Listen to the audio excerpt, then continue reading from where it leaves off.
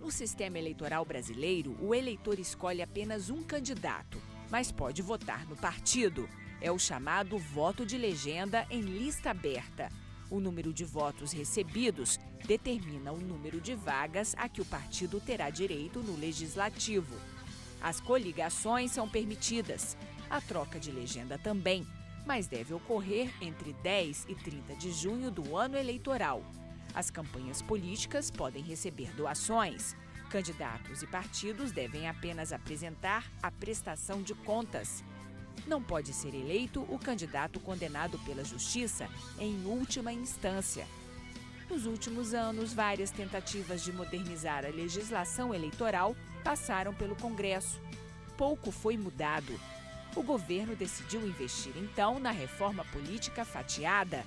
No início do ano legislativo, o ministro das Relações Institucionais entregou ao Congresso 6 projetos e uma proposta de emenda à Constituição.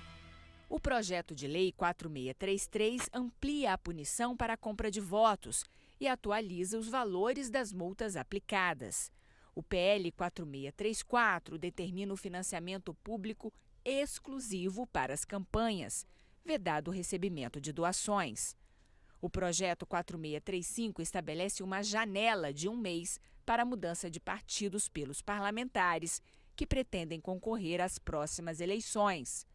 O projeto 4636 cria as listas fechadas. Os partidos definem em convenção a ordem dos candidatos que vão ocupar as vagas conquistadas pela legenda.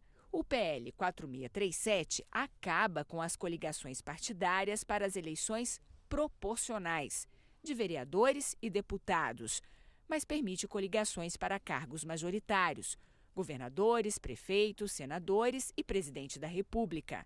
O projeto de lei complementar 446 torna inelegíveis os candidatos condenados pela Justiça em decisão colegiada ou em primeira instância transitada em julgado. A PEC 322 cria a cláusula de barreira.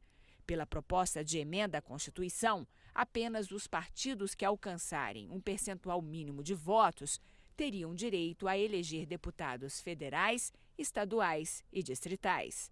Foram ouvidas centenas de entidades, a sociedade civil, a academia, os cientistas que estudam esses problemas andam, de maneira que a ideia é aprimorar e, evidentemente, está na vontade suprema dos deputados e senadores aproveitar a ideia, juntar as que existem para que nós tenhamos um sistema melhor.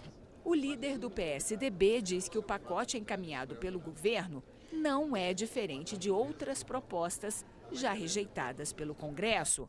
O partido de oposição defende o chamado voto distrital. Você estabelece quantos deputados tem, por exemplo, Minas Gerais? 50 deputados federais? Então são 50 distritos eleitorais.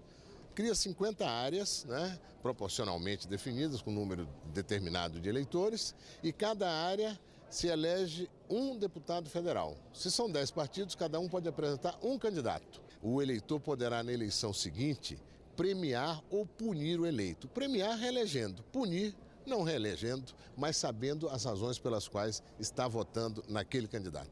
Mesmo com a polêmica, os presidentes da Câmara e do Senado querem tentar um consenso para colocar a reforma política em votação ainda neste ano.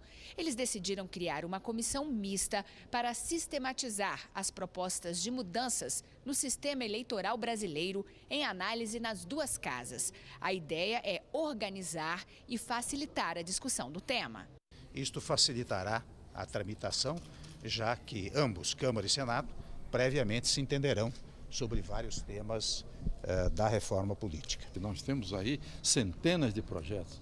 O trabalho não será fácil, nós sabemos as dificuldades que temos, mas é preciso que haja uma vontade determinada. Mesmo que a reforma política esteja pronta para votação ainda neste ano, muitos parlamentares só apostam na aprovação dela se o prazo de início das mudanças for flexibilizado. Se houvesse regras de transição, que o parlamentar que está hoje no mandato não se sentisse diretamente atingido pela reforma que viesse a se implementar na próxima eleição, talvez isso possibilitasse um espaço e um clima de mais liberdade, de mais abertura para que esse debate, essa discussão se fizesse na casa. Se não houver engajamento da sociedade, interesse da sociedade, teria refletido principalmente na sociedade civil organizada, pelos grupos de interesse e pela imprensa, num ano pré-eleitoral como o nosso, vai ser muito difícil fazer qualquer grande alteração no quadro partidário ou no quadro de normas eleitorais no Brasil.